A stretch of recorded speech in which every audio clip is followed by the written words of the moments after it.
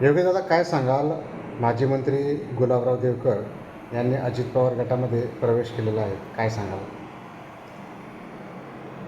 परवा 3 तारखेला मुंबई येथे माजी मंत्री गुलाबरावजी देवकर आणि सोबतच पारोळ्याचे माजी मंत्री ज्येष्ठ नेते डॉक्टर सतीश अण्णा पाटील, त्याचबरोबर कैलास बापू माजी आमदार, त्याचबरोबर दिलीप तात्या सोनवणेत माजी आमदार, अंमळनेरमधून ती लतामाताई पाटील आहेत, त्यांचे अनिलदादांचे जुने सहकारी होते ते सचिन पाटील आहेत, अशा अनेकांचा प्रवेश झालेला आहे. आणि या प्रवेशामुळे निश्चितच राष्ट्रवादी काँग्रेस पक्ष अजितदादांच्या नेतृत्वाखाली जळगाव जिल्ह्यामध्ये बऱ्यापैकी उत्साह निर्माण झालेला आहे. हा प्रवेश सोहळा जो झाला तो सर्वसंमतीने मग तिन्ही जिल्ह्यांचे आमचे जळगाव, धुळे, नंदुरबारचे जे प्रभारी आहेत अनिलदादा पाटील असतील, जळगावचे जिल्हाध्यक्ष संजय भाऊसाहेब असतील आणि कार्याध्यक्ष म्हणून मी असेल, तिकडे उमेश निमाडे असतील, अभिषेक पाटील असतील, या सगळ्यांच्या सहमतीने संघटनात्मक चर्चेच्या माध्यमातूनच हे प्रवेश सोहळे या ठिकाणी झालेले आहेत. आणि 2 माजी मंत्री त्यांनी आतापर्यंत अनेक निवडणुका लढवलेल्या आहेत, त्यांना कामाचा मोठा अनुभव आहे, जिल्ह्याच्या सगळ्याच बाबतीतला अनुभव आहे आणि अशा अनुभवी लोक अजितदादांच्या पक्षात आता आलेले आहेत. त्याच्यामुळे निश्चितच राष्ट्रवादी काँग्रेस पक्षाला, संघटनेला त्यांचा फायदा होईल आणि येणाऱ्या काळामध्ये स्थानिक स्वराज्य संस्थेचे ज्या निवडणुका असतील यामध्ये देखील राष्ट्रवादी काँग्रेस पक्ष अतिशय चांगल्या प्रकारे मुसंडी मारेल.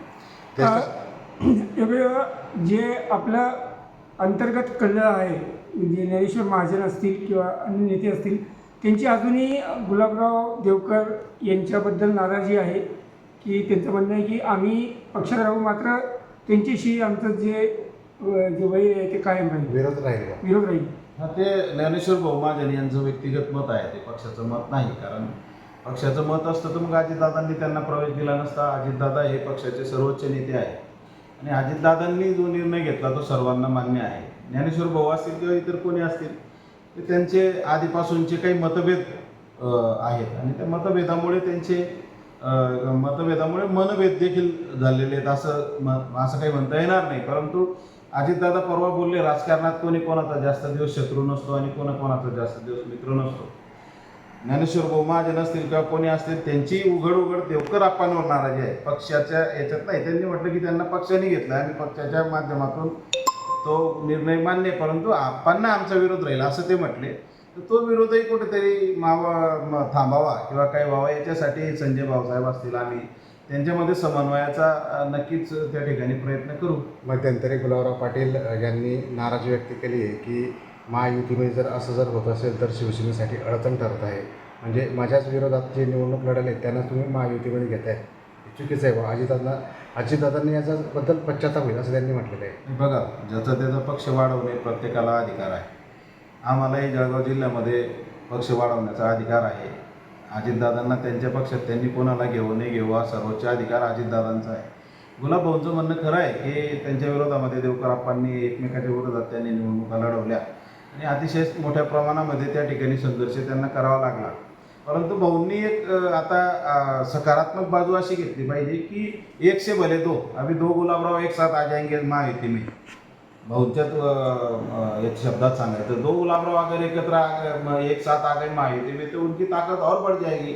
येणाऱ्या काळामध्ये काय होईल याच्यापेक्षा आताच्या काळामध्ये दोघंही पक्ष महायुतीमध्ये समन्वयाने कसं काम करू शकतील आणि कार्यकर्त्यांना कसं बळ देऊ शकतील याकडे जर आपण सगळ्यांनी लक्ष दिलं तर मला नाही वाटत महायुतीमध्ये काही बेबनाव आपल्याला दिसून येईल.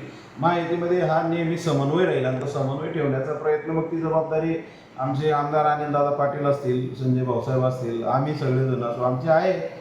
मी जसं सांगितलं की मतभेद असतात राजकारणामध्ये, मनभेद नसतात, ते मतभेद मिटवण्याचं देखील काम येणाऱ्या काळामध्ये करण्यात येईल. योगेशजी, आता आगामी काळामध्ये महानगरपालिका, नगरपालिका, पंचायत समिती किंवा जिल्हा परिषद निवडणूक आहेत, तर तुमची म्हणजे आता तुमच्यासोबत मातब्बर नेते आलेले आहेत जसे सतीश अण्णा आणि देवकर आप्पाले, तर रणनीती कशी आखली जाईल किंवा काही कॉर्नर सभा घेतल्या जातील की काय पक्ष संघटनासाठी काही बैठका घेतल्या जातील? निश्चितच आधी आता आमची सभासद नोंदणी सुरू आहे.